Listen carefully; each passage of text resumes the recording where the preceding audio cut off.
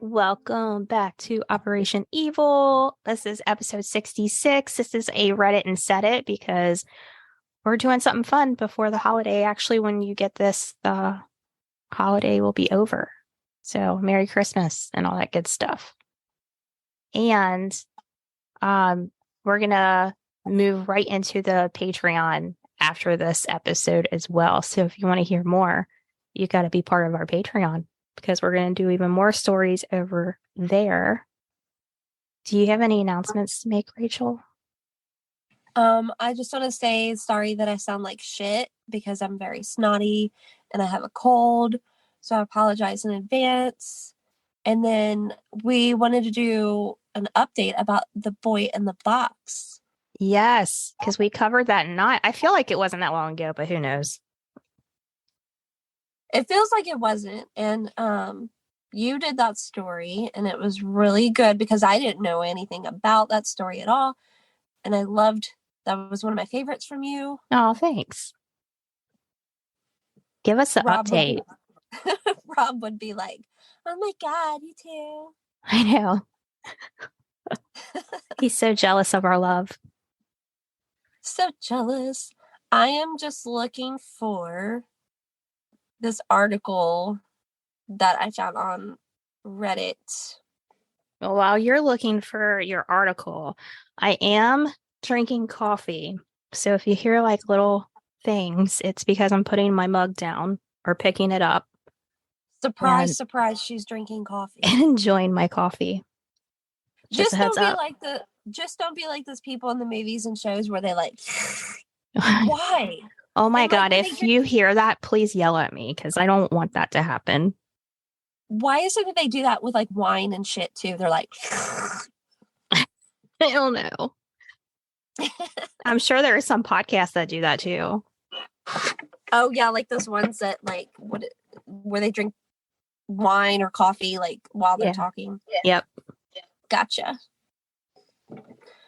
Okay, so I'm just going to read something that's just real quick that I found on Reddit. Like I said, it says, after 65 years, Philadelphia police have identified the boy in the box. This comes after a major breakthrough in April 2021 when a DNA profile was developed. The name was found through DNA analysis, cross-referenced with genealogical information. It has not been publicly released yet, but reports indicate it will be on his grave marker. Charges can be filed in this case, like the statute of limitations, I guess, hasn't ran out. So hopefully the boy's name will lead to a culprit in his murder. This has always been an incredibly sad case and one that some believed unsolvable after so long. The evidence of physical abuse combined with his being cleaned and freshly groomed has led to questions about who may have abused him. Don't they usually say it's someone close when the body is freshly groomed, like maybe a mother, like a parent, someone who cared about him? Yeah. That's usually the theory. Yeah. It has always appeared to be a complex familial situation. So yeah, they're saying like it's someone in the family.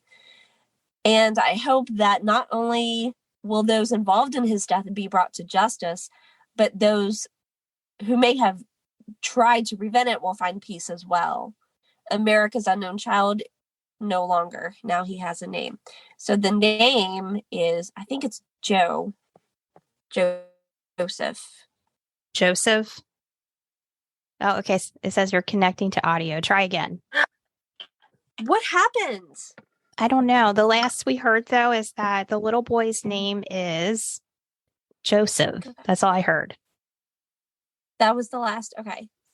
All right. So there is an article attached to this post that's talking about the cemetery workers who took care of this little boy's grave. He was buried at Ivy Hill, and I'm assuming this was in Pennsylvania. Or no, what was it? Philadelphia. They are glad that he will have a name on his tombstone. One of the people said, I think it's wonderful. I just wish that the police officers and all the people involved who long passed away were still here to see it because that was one of their goals. And a couple of them said, I hope they live long enough to see a name put on there. Oh, that's sad. That is very sad. So I was thinking there was something that I read, though, that they announced his name was Joseph, but I don't know if that is accurate. So we will just leave it at that and just keep give updating. Yeah. That's exciting. And for those who missed it, I looked it up on which episode we did cover that on. We covered that 11 months ago, by the way. It was that long ago? Yeah. Episode 29, Jeez. America's Unknown Child, aka The Boy in the Box. So go listen to that for details on it. It's a very sad story. And we never thought, I don't think anyone thought this boy would have a name. So it's exciting to know that we're that much closer. It's so nice to know that there was people that really took him as their own. Like, they would visit him and cherish him and things like that. It's just hard to like think about who would do that to a child and dump them like that. It's just awful. I really believe it was a parent. Yeah, I do too. I think so too. So from there, are you ready to do Reddit? Reddit and set it. I pulled from a couple different subreddits, and it's from Let's Not Meet or Creepy Encounters. I think I even have a couple paranormal stories in there that I found just interesting or fun. But yeah, I got a lot here. So let's go ahead and jump on in. This one is called Creepy Neighbor. It says, "Hi guys, this is a real story that has absolutely traumatized me and my boyfriend. 2 years ago, I moved to the UK for university as I always wanted to go there and get away from my parents as the situation at home was beginning to become a little too toxic for me. In first year at university, I moved into a student accommodation and met some really great people. It was a good year without meeting my boyfriend, who I'm still with, and just enjoying my time away from my family and discovering what independence really meant. Anyhow, as second year came by, I decided with some friends to move into a house rented by student accommodations. But at least we had our own house and weren't restricted as much with noise and parties as living in a small shared flat like in first year.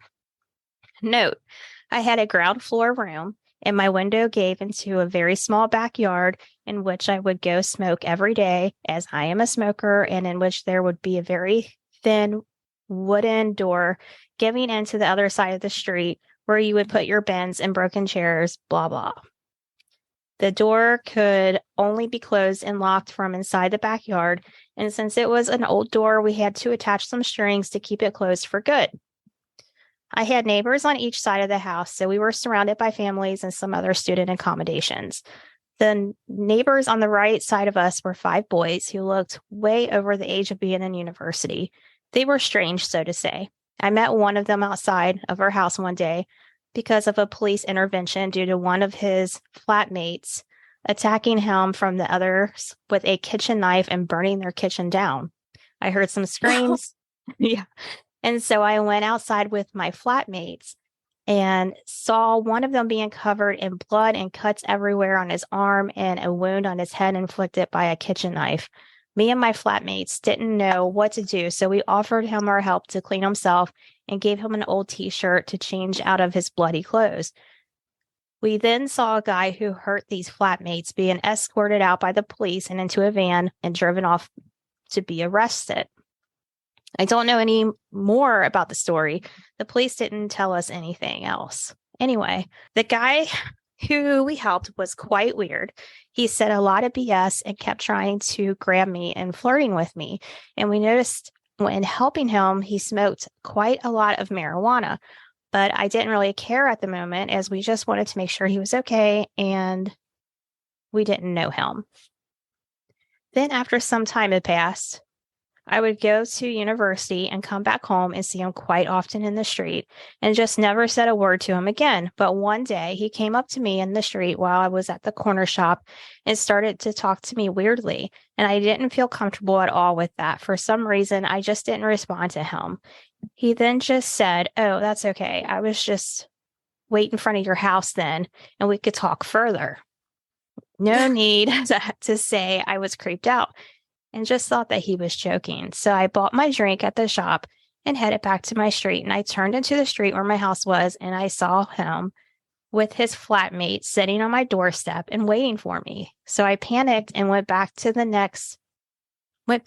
next to the corner shop and called my only guy flatmate to ask him to open the door and tell the guys to go away. But obviously he wasn't home and no one else was either. So I literally just waited it out until they left 1 hour later and then sprinted back home and locked the front door. Note, my front door had a glass panel on it where you would be able to kind of make out who was standing in front of it.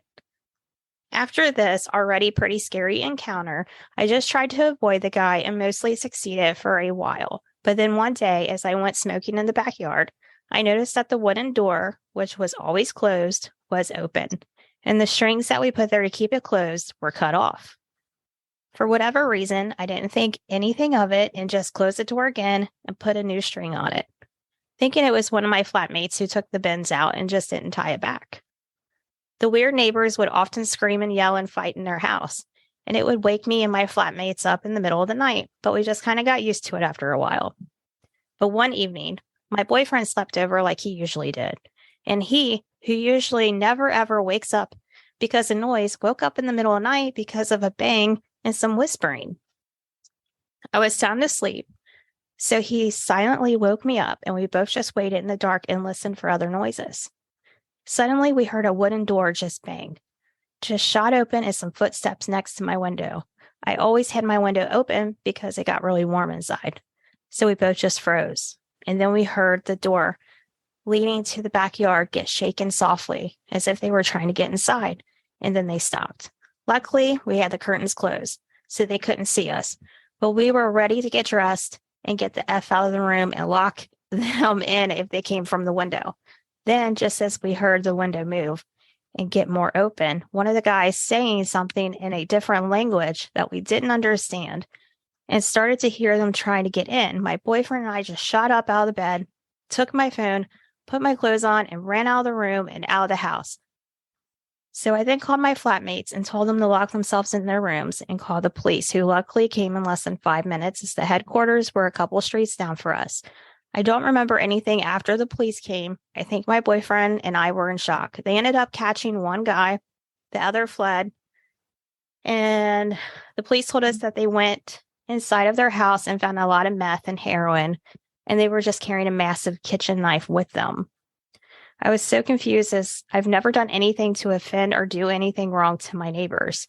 So the idea of them breaking in with God knows what intentions with a kitchen knife terrorized me and my boyfriend. The two guys ended up being arrested, and one of them was put in prison for 2 years for carrying a weapon with intention to harm. I never heard anything else from the police, and I moved back home a few months later, as I was so scared and it tormented me for months on end, not knowing what would have happened if my boyfriend didn't wake up. I'm now still coping with it and finding it really tough to get over it and asking myself what if and what could have happened. I now very often wake up because of the slightest noise and get horrible nightmares because of it. But hey, at least I'm still with my boyfriend and we often talk about it and it helps a lot. That's it. I think that the meth, the drug speaks for itself as to why they broke in. Yeah, I mean, she obviously had the creepy vibes for a while. Yeah. So my son, let me read what some people say here. That's really scary. If they were meth and heroin addicts and that bad into it, you could have been the nicest person in the world. But if they need money for it, they don't care who they hurt or rob and get what they need to get more. A lot of tweakers go crazy, rampages, and will do anything they normally wouldn't do. I'm glad you and your boyfriend are okay and nothing seriously happened to you. So I think that pretty much sums it up. Yeah, I was thinking the same exact thing. Creepy neighbor. All right, guys. So I'm recording on a different way, and I have Rachel on speaker. So the quality is not going to be as top notch as it was before, but Zoom's not connecting right now. I think it's because of all the ice. We just got a blizzard in the middle of the night. So a mini blizzard. Yeah, a mini blizzard here in Kentucky. And we're having difficulties. Go figure. So we'll just make this work. It's fine. I'm just going to try to talk as minimum as possible, but I am going to try to be a part of the conversation and react. Sounds good to me. So I started telling this story when we lost connection, so I am just going to start this over. But it's called My Stalker Still Hasn't Given Up. It's been over a month since this nightmare first started. The man who has been watching me as I come home from school has started walking back and forth to and from the sidewalk in front of my house again. He has done this 3 times since my last post, and every time I've seen it, I've been home alone. I have called my mother to let her know every time he's been around, and we haven't contacted the police to tell them that he keeps coming by our house, but they haven't been able to do anything except record it since he's never actually stepped foot on our property until recently. Starting this week, I started noticing tapping and scratching sounds from downstairs, starting as soon as it becomes dark. It's been worrying me a great deal, but I've been too scared to look outside until recently because my dogs weren't barking, and they always do if someone strange is outside. When I finally got the courage to look out, I saw a person hunched over a few feet away from the entrance to our house.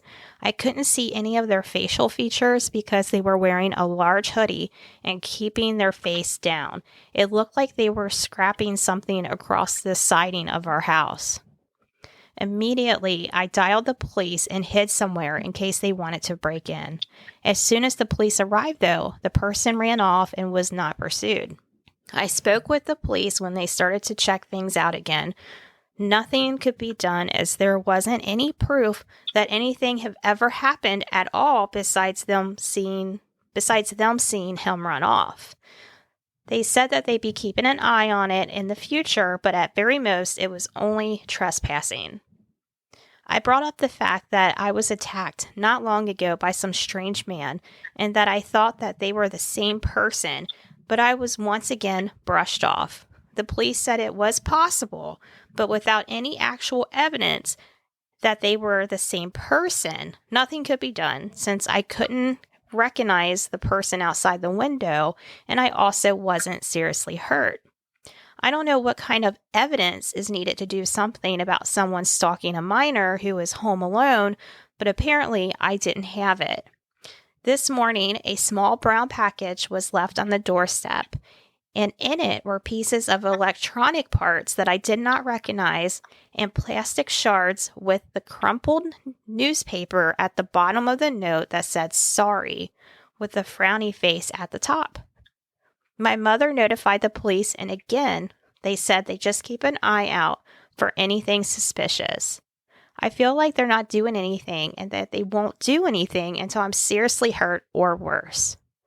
I took some advice from previous comments, and now I keep glitter spray with me when I walk home from school, along with a screwdriver and a knife in my room just in case someone breaks in.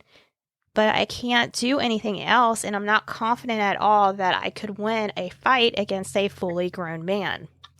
I'm worried about what will happen in the future, and I don't feel safe in my own home. Even when the doors are locked, I check every possible place someone could be waiting for me before settling down, but I don't think it's enough. Any advice is welcome. More than anything, I just want him to leave me alone. So I got a few things to say about that. Yeah, I have a question too. So the police cannot do anything before someone does something. Like, they just can't, and it sucks. That's just how it is. What's your question? Did she say that they have cameras? Like, they should set up a camera system. They absolutely should. And I think let me read this because I see something about cameras in a comment. Somebody said, installing cameras would be first step. Police often can use Ring doorbells. Increasing security at home is also an option. Of course, they say a bunch more, but I'm just kind of reading the bulletproofs.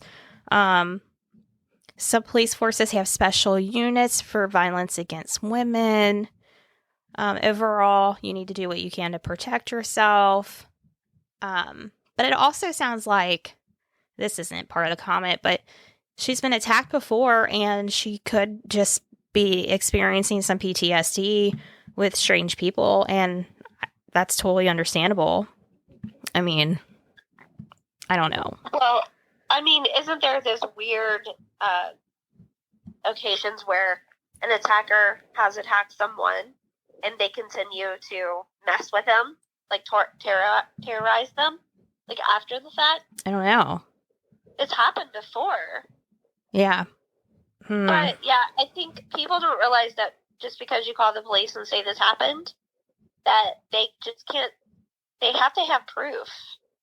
They do. It sucks, but you can't just arrest somebody for existing. Unfortunately, you just can't. Now, There is a comment on here I do want to read because I see it's from a psychologist. It says, I'm so sorry you are going through this. I am a psychologist, behavioral therapist, specializing in violent behavior.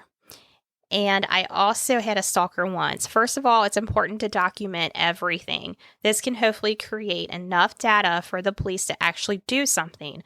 Unfortunately, odds are they won't. Laws in most countries are still very reactive, and prevention of violence is often overlooked. Please do what you can and need to stay safe. Listen to your gut and avoid situations where you are alone or vulnerable for now. Regarding the stalker, avoid any reactions to the communication attempts. This can be hard, but you showing distress, fear, and anger can be a motivator for them. Remain stoic. Do not offer any response. Don't talk to them. Don't bring them gifts. Don't bring gifts inside the house. Nothing. Screen your calls. Do not pick up. Do not turn off the phone when you know it's them. Let it ring. Do not open emails. Sadly, stalkers will hold on. They will keep at it for months, even years. The trick is to never give any reaction. So she goes on to say, they thrive on that response that you give them. Yes. And they said that any behavior only persists if the person is getting rewarded for it somehow. So since we don't know what motivates them, the answer is to give them nothing. I wish you the best of luck. Stay safe. And there was an edit that says, forgot to mention, no social media for you until they are gone. Also, let your friends and family know and ask them not to offer any information about you to anyone. I think that's pretty solid advice. Yeah. I just got a message from Rob that says internet is down, so that would explain it. Yeah, that's our problem. Lovely. Oh, and I just got a message from Spectrum about service alert and an outage, and they're working to restore service. So there we go. Okay. Moving on. This one is another creepy encounter, and it's called I Keep Being Followed by Random Men Who Won't Take No for an Answer. Okay, so this happened not even an hour ago, and I'm still shaking. I'm now safe, thank goodness, but I'm so anxious and can barely type this. I'm a 24-year-old female currently staying with my boyfriend, 28, and he was having a small get-together. We were having drinks, so once we were out of most of the juice, I decided to go to a nearby store to pick up a few. Now, keep in mind, this store is about a 3-minute walk away, so I had no problem going by myself since I was also the most sober one. I had about one drink and was in the middle of a second one. Everything on the way there went perfectly fine. I went in, got what I needed, and as I was walking out, a man looked to be in his mid-30s was about to walk in, but stopped. I kept walking. He turned around and said, "Hey." I didn't respond and kept going on my way. I knew I didn't drop anything and had everything I came for, so I didn't need to have any other interactions, especially as it was nearly 3 a.m. He then proceeded to start following me, and when he was close enough, he said, "You're pretty. I need me a you." Okay. I again ignored him and kept walking. He then taps me on the shoulder and asks for my number. I said no and please leave me alone. He replied with, "But you're so pretty. Come on." I ignored and walked faster at this point, and I needed to cross the street. So I called my boyfriend and gave him a rundown of what was going on, and he asked for a description of the guy. I gave it to him, and I heard him putting his stuff on in the background. His friends asked where he was going, and he said he needed to handle something. He instructed me to walk faster, and at this point, I was run walking, basically, and I checked behind me, and the guy was still following me. He made a gesture for me to lower the phone. Now, I was just running, and out of nowhere, I crashed into my boyfriend.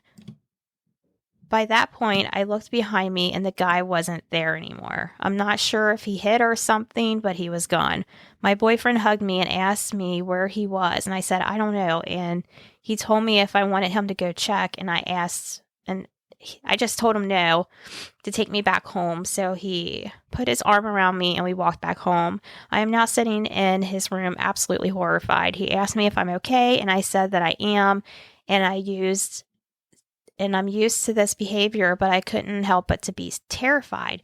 Usually once I've told them to leave me alone, they will, but this was so scary. The fact that he gestured to me to lower the phone was something that makes me just want to throw up. His friends asked what happened with their girlfriends, came up to check on me once he told them. I am now sitting with them in the room, and they're comforting me, and I don't know why this keeps happening. I'm sick of it.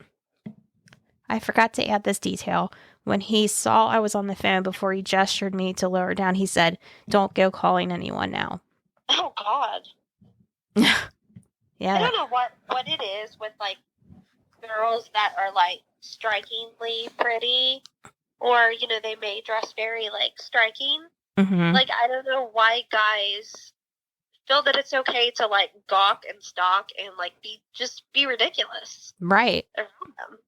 It is not okay. I'm glad she caught her boyfriend, and her boyfriend was, like, right there. I'm glad that it was that close by.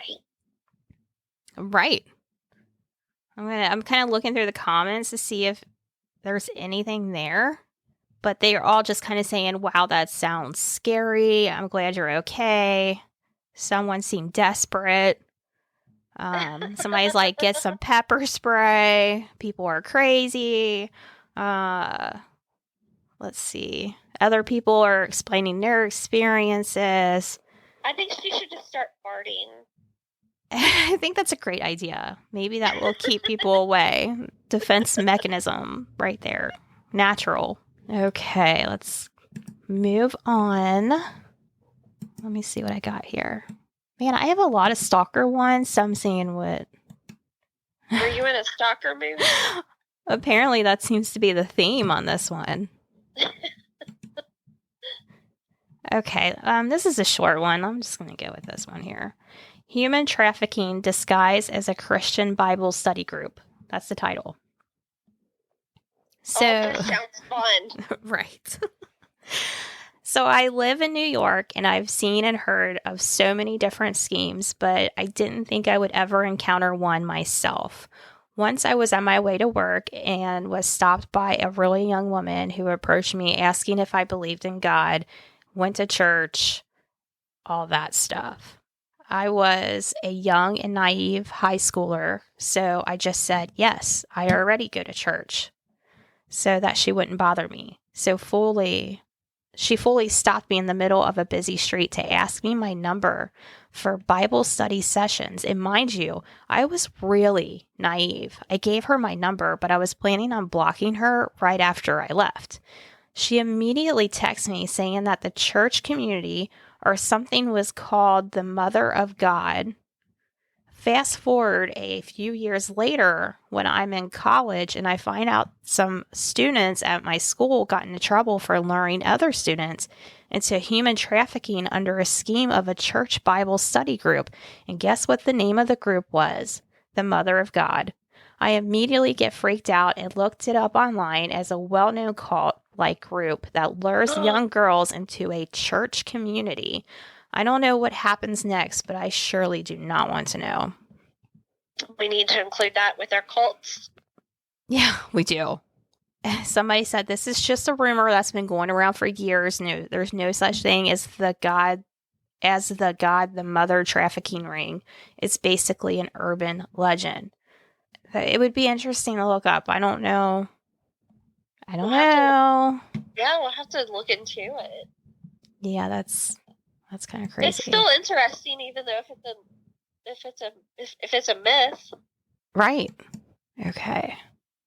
Cults are fascinating to me. Let's see. A creepy encounter that potentially saved my life.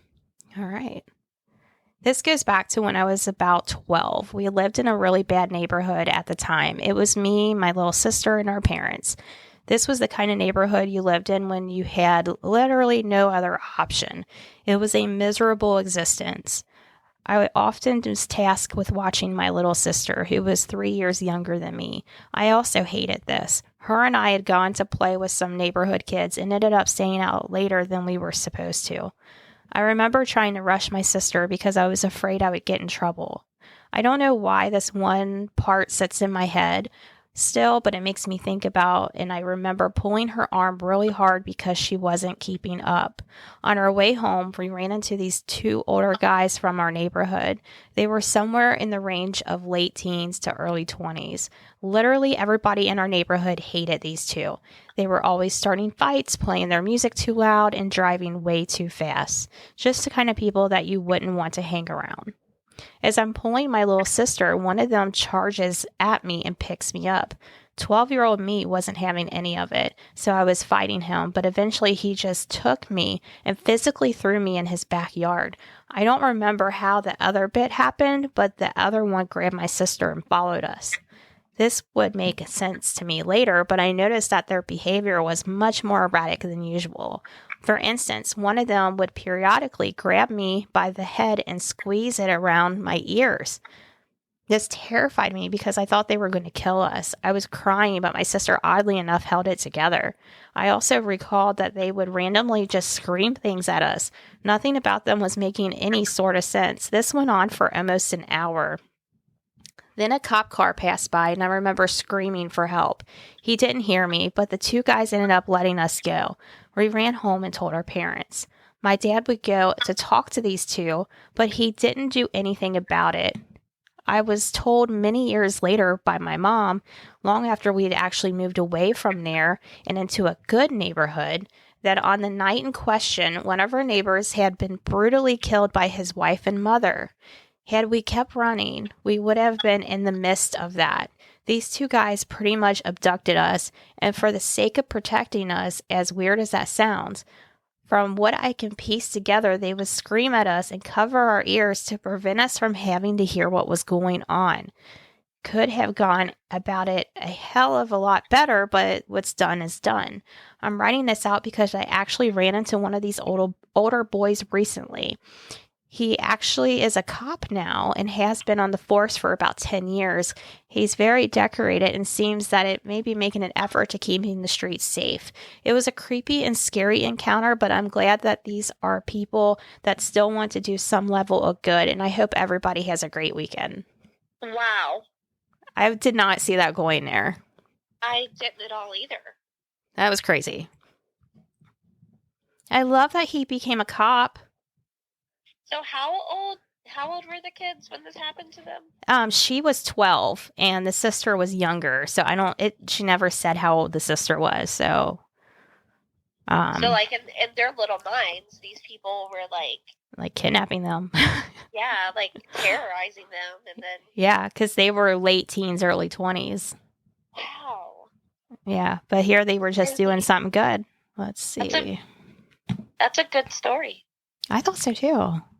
Every time I say wow now, it's like, wow. I know. I cannot think about it. It is a thing. But it's like there's some things, what do you say? I know. Wow. Wow. Okay. All right, so this is a different kind of one. This one was from the subreddit True Off My Chest. It is titled, I left a letter to my neighbor threatening to report them for animal abuse, and they sent me a picture of their dead dog. What a piece of crap. Yeah. So this is how the story goes. The neighborhood I live in is a very quiet one. About 2 months ago, a family that is at the opposite end of the street from me, about 10 houses or so, got a dog. This dog was always outside, and they have a pretty big yard, so it makes sense for it to be outside, but the poor thing would bark and bark for hours.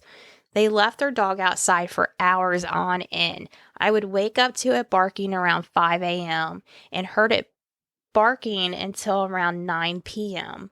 I'm not home all day, so I don't know if it was out there all day or not, but I got home around 7 p.m. and I can hear it barking until 9 every night. This dog also had a very distressed bark, which probably came from barking for hours on end. It's also extremely cold where I live, so the dog was outside. It is freezing weather all day long. I grew up with multiple dogs, and I can't imagine leaving my pet outside all day, especially when it's constantly barking to come inside. And it wasn't even a big dog either. I'm not good with breeds, but it's black and white and has very short fur, and the owners didn't put it in anything warm before leaving it outside. 8 days ago, I decided on leaving a letter on the fence of their house that read something like this. To whom it may concern. Myself, along with other people of the neighborhood, can hear your dog barking all day long. I understand wanting to take advantage of your large yard, but it's clear that your dog prefers otherwise. There's no way it's just for bathroom breaks, because I can hear your dog barking from the hours of 7 to 9 p.m. every night. Dogs can be hard work, I know, but you shouldn't have gotten a pet if you weren't going to take care of it. Leaving your dog outside for hours in single-digit temperatures with no warm gear is not taking care of it. If I continue to hear your dog barking, I will be contacting our local Humane Society and reporting you. If you have anything you'd like to add, please contact me. And they left their phone number. So for the next few days, it was the same thing with the dog barking. Until yesterday, I received a photo of the dog with a message saying, I hope you're happy. It's lying down in the grass. There's no physical wounds that I can see, but it doesn't look alive. It could just be sleeping, but I didn't hear the dog barking at all this morning, the day I received the message. I feel so terrible. I wish I just hadn't said anything, because now I basically killed this dog. Now, I don't know if I should tell someone what to do, or no, I don't know if I should tell someone or what to do. I don't even know if the dog is dead. I'm just wishing I hadn't said anything. This honestly doesn't even feel like real life. Yeah, tell someone. Yeah. So I'm looking at the comments. Somebody said, number 1, if the dog has been killed, it was not you, nor your fault. Number 2, in situations like this, it is recommended to collect evidence so that you can report it to whichever place would do the wellness checks in your area. I say collect evidence first because it's always much easier for me to do something quickly if I have evidence to back up findings when I went out to animal welfare calls at my shelter. 3, your neighbors sound like shit people. I'm sorry. Let's see. Somebody else did a number thing too. Call the police and animal services because, number 1, neglecting an animal is a crime. Number 2, you have proof that you were aware of the animal situation and have displayed a callous lack of concern. Number 3, Even if nothing comes of this legally, they will not be allowed to adopt from other shelters, breeders, or humane societies with this on their record. You didn't do anything to this animal, OP. These people are unfeeling monsters who wanted to hurt you. I mean, at least he tried. He probably, if the person did kill the dog, the dude probably saved the dog from a long, agonizing death. Yeah. And you know what? They have evidence to show the police that picture with that comment. I would report it. Yeah. At least the guy tried. Most people don't say anything. Right. And I can't believe he left his phone number for the guy to call him for anything. Yeah. That's the thing, too, is like, you know, things that we deal with. People don't want to directly interact with that person. They want other people to do it for them. So, yeah. And this does not sound like it's one of those dogs that are like, you know, like winter kind of dogs. It sounds like a little house dog from how they described it. That's sad. I would at least report it to the police just to have it on paper, just to have it noted. Yeah, definitely report it. Let's see, where are we at? Okay. We got time for another? This one sounds good. I'm going to go with this one. It's from the subreddit Let's Not Meet, which is a good one. I like that subreddit. But it's titled He Will Be Out Soon. A few years ago, I was working at a pizza chain in my hometown as a driver. I was 27, but made darn good money delivering. I had worked at a few other places, but local and chain in the years before, and still work as a dasher on occasion, even after this happened. Now I choose to deliver in a much safer areas. For this reason, I got luckier than I could have ever imagined. One night I was working and had two deliveries to take. Both were cash orders. I had $12 left in my bank account, what drivers are given to use as change for cash orders so you don't have a ton of cash on you at all times. The first order went smoothly, and the guy gave me $50 for a $35 order, so I was excited about the nice tip. I drove to the second delivery. It was at an apartment complex with multiple buildings. I had delivered there before. The sun was about to set, but it was still very light out. The chain I worked at had us drive company cars with a logo on it, all white sedans. This is important. I grab the order and I go to the door to the apartment building. A young guy comes out and a much bigger older guy was outside smoking a cigarette. The big guy went inside as the smaller guy came out. He looked around nervously and asked how much he owed me. The way he was looking around just made me very nervous. The hairs on the back of my neck stood on end. I told him the amount, and he said that wasn't what he was told on the phone. Something was very wrong. I felt someone else walk out behind me from the door, and as the first young guy looked around down the parking lot, craning his neck as if he was looking for someone, I told him the amount again and broke down the order for him, trying to keep calm.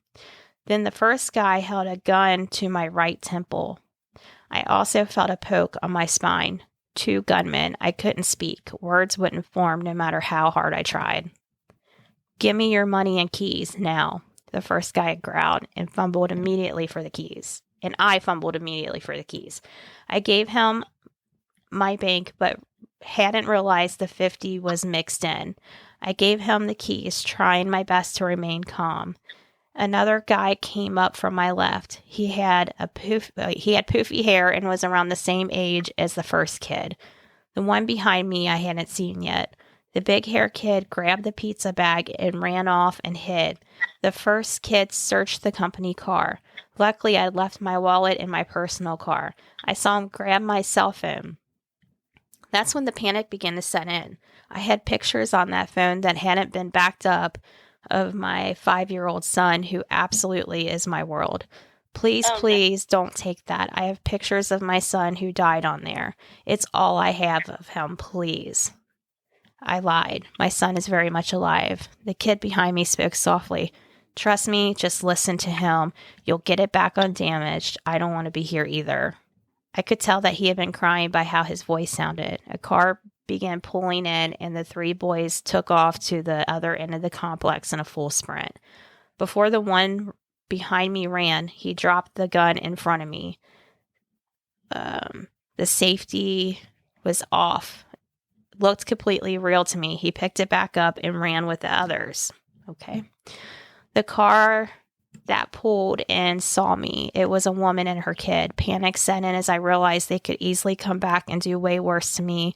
As the sky started to get dark, I collapsed. They had taken my company car keys, $72, the pizza, and my phone. The woman ran up to me and asked if I was all right. She took me to her apartment in the next building over and locked the door. I was shaking so hard I couldn't even hold her phone to talk to 911 as she sat down her kid. Her boyfriend, I assume, helped me call. I spoke to the operator and told her everything. I'm colorblind, and these guys were obviously wearing all black and white clothes, thank God. I had a full description of two of them. The poor woman who helped me was going to be late for work, but she stayed until I was off the phone and the cops had shown up. Man, she was harsh and blunt with the operator, but I will never forget this woman's utter kindness to me and her boyfriends. Cops showed up and they contacted my store, and manager brought out the spare keys for me to drive the car back to the store. After dealing with the cops, I drove back and was greeted by crying and beyond worried co-workers. All of them were terrified that I was hurt. It meant a lot to me how much they cared, but I told them I was fine. I filed the proper paperwork, and the 72 was written off as a loss to the store. Thank God, because I've worked at other stores where they would make you pay the money out of your pocket if you got robbed. I was told by the owner to take the rest of the night off and to take care of myself. He gave me a hug. He was, to this day, one of the best bosses I ever had. What I didn't know was I was in for a very long night. Okay. Oh, this is a long one. I'm sorry. Oh. Okay. I called my best friend before I left the store and asked where he was. I usually meet up for drinks after work. He was around the corner at the bar, so I met up with him. His dad was a District 4 cop in the city at the time, the same district that this happened in. He told me his dad had given him a heads up, and he had 2 shots waiting for me to calm my nerves. After the 2 shots, we began playing pool with his dad. When his dad called his phone and asked if I was with him yet. He said yeah and handed me the phone. His dad asked if I could come to the station. I was honest and told him that I had about 2 shots and he had sent out a squad car to get me since I wasn't that far away. We would get to the station. They had the suspects in custody and I needed to ID them. 3 boys and a driver. They had been caught less than 20 minutes after this robbery speeding. And they matched the description. They had used the money to buy weed and gas and had taken off. They had at least 15 stolen cell phones on them. The order had been placed on the stolen phone. My phone was in the mix in the box. The police told me to grab my phone only and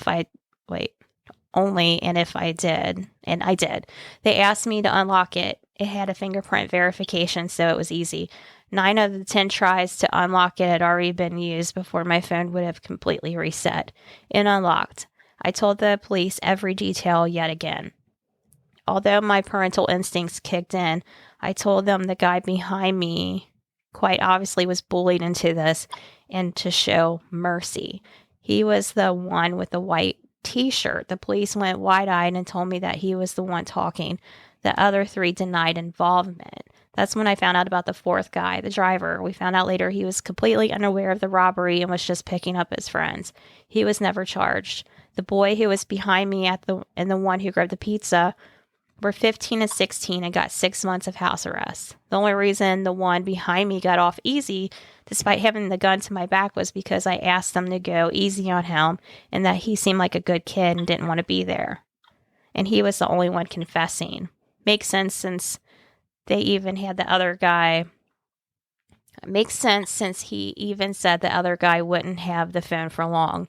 He was planning on going to the cops and they had not been caught. But the other guy, the first kid who put the gun to my temple, it was his 18th birthday. He got the book thrown at him in the courtroom. He made fun of me and was laughing at me. Seeing him made me panic. The judge scolded him for his behavior, and he just grinned and glared at me with a Joker-like grin. All I could see was pure evil. This kid would commit more crimes. I have no doubt he would eventually end up in someone's life, or eventually end someone's life. You could see how cold he was just by looking into his eyes. He's evil. I grew up in a town full of murderers and abusers, and I've seen this kind of evil in my life, and I've never want to see it again. I asked him to have my name stricken from the records, and I asked to remain anonymous in case he ever got out. I'm so glad I did, because today I got a letter from the state. He's being released in February. The court only had my old address, my parents' house, and my mom didn't think the letter was important. I missed the deadline to protest his release for probation. The plea deal was 8 years, and it had only been 4. He's getting out early due to overcrowding. Not good behavior, overcrowding. This coming February, and I am ready if he finds me. My wife, my parents, everyone I know knows his face and name. If he tries anything, we are ready. But for his sake, let's not meet. To the woman and her family who helped me, I was a woman then. I am trans. If you see this, please know my undying gratitude for you all. It was inconvenient for you, and yet you were still late to work and helped me anyway, and I cannot thank you enough. I bought Christmas presents for your daughter, but when I went to the landlord there to find you, you had moved. I didn't want to be a creep and stalk your new place, but I'm glad you got out of that bad neighborhood, and I hope your beautiful baby girl is doing well too.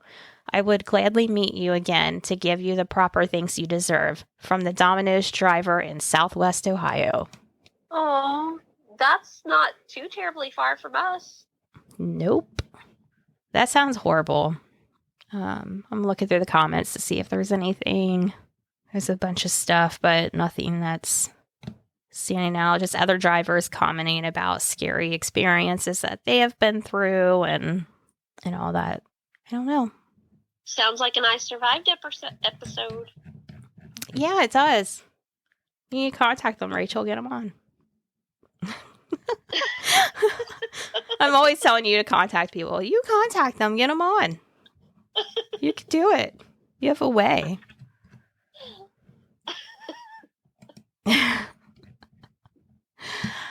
We have some more, but I think we should probably...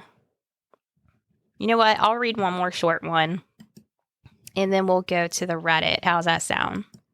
Sounds good to me. So if anybody wants to hear more, go to Reddit. I mean, not Reddit. Go to Patreon. Sorry. You'll get a special gift. Yes. Called Us in bonus episodes. But you'll physically get a special gift, too. Okay, last one. It is titled, A Man Followed Me from Store to Store When I Was 15. Back when I was 15, female, 23 now, I was doing some shopping and returns with my mom. Just for some context, I was super skinny, super pimply, as most 15-year-olds are, and a mouth full of metal. Just making it known, I looked very much like a minor. We are in the checkout line at the store when I noticed this older man, maybe 40s, who was standing at the customer service line near where we were, staring straight into my soul. When we made eye contact, he licked his lips and started doing his hip thrusting movements. I felt very uncomfortable, but we left shortly after, so I didn't mention anything to my mom. Yeah, like, I probably wouldn't have thought anything about that. Just like some freak being nasty. Ew. We then went to a different store a couple miles down the street from the previous store. My mom had made a return as well and shopped for a few items. Once we were done shopping, the lines were very long, so I waited in the customer service line when my mom checked out. As I'm in line, I looked to the left just as the same man walked into the store. He saw me right away, lucky me, and started walking towards me. I avoided eye contact at all costs, hoping he'd leave it be. He got in line right behind me, definitely in my bubble of personal space. He then said, "We have to stop meeting like this." Ew. And that made my stomach drop. I knew I had to exit the situation, so I asked if he can hold my spot for a second, and I'd be right back. And he said, "Oh, come on now, honey, don't get me in trouble." I went straight to my mom, and it is safe to say we did not make a return that day. I still think about it 8 years later and get chills every time. I'm glad I listened to my gut. Ew. Freak. Somebody said, "Did you tell your mother about this? If so, what does she do or say? Or did you report it to the store manager or an employee?" They messaged back and said, "I went straight to my mom. I told her and the employee that was checking her out. My mom calmed me down and we left the store as I was having a panic attack." The employee told a manager, but I didn't stick around to see what happened after that. Poor thing. Somebody said the descriptions of lip licking and hip thrusting were uniquely disturbing, straight out of Hannibal Lecter's cellmates into the high security wing of the asylum. Ugh. Ew. I mean, that's one thing for a creeper to be like looking, but to make those gestures, that's gross. Yeah. I hate it too. Like, I think I've told you this story, Nyoka. Like, one time, my daughter, my husband, and I believe my niece was with us at a Walmart. And my daughter and I were walking through the store. And it was a smaller Walmart, not like one of those huge super centers. But there was a guy that had on, like, a vest, like the vest that they would wear, like, if they were going to collect carts or something like that, like the fluorescent ones. Yes. So, I mean, he looked like he worked there. And he, you know how, like, somebody, when you're walking past somebody in the aisle, you kind of make eye contact, and it's kind of like you say hi with your eyes or whatever. Yes. Kind of like that. But then we kept seeing him, and then he would say shit like, "Oh, hi," like, kind of like that, "Oh, how you doing," kind of thing. Oh. So I started to get really annoyed, and I started to get loud, like, "Get the hell, like, who the hell you think, why are you looking at my daughter?" Like, because my daughter is taller than I am. People think we're sisters all the time. Yeah, I was going to say that. Yeah, so, of course, I'm like, where the hell is my husband? So, as soon as my husband was around, and, like I said, I was being loud. Like, "Let's go get your father," like, just being very, like, annoyingly loud to get across to this guy, like, you're screwing with the wrong people. Like, I will fight you. That's right. I don't care how small I am. You don't mess with my child. So, as soon as my husband came around, this dude was gone. Now, I did not go tell Walmart people, because in that moment, you're like, is it just a worker? Am I, like, making it out to be more than it is? So I just kind of, like, feel for these people that have these stories, because you're, like, in the moment, you're, like, scared and confused. What if I'm making too much of it? Like, so I just want people to realize, like, why didn't you go do this? Why didn't you go do that? Sometimes you're in the moment. I totally agree with that. And it's the flight and fight response, too. You're just looking to get out of that situation. So, Right. I mean, you don't know what you would do unless if you're experiencing this. So, who's to say, oh, you should have done this or should have done that? Right. I get it. I totally get it. And I mean, I'm not above that either. Like, I've said things like, why didn't you go do this? Or it's just, like I said, you're in that situation. You don't know. Yeah, you don't know. All right, guys, we're going to switch over. So, if you are interested in becoming part of our Patreon, I will attach the link to that in the show notes, so you can click on there, and there's different, like, tiers that you could do or whatever. And other than that, we're going to go ahead and switch over. So we hope you guys had a great holiday, and then we'll talk to you technically next year. So Bye. bye.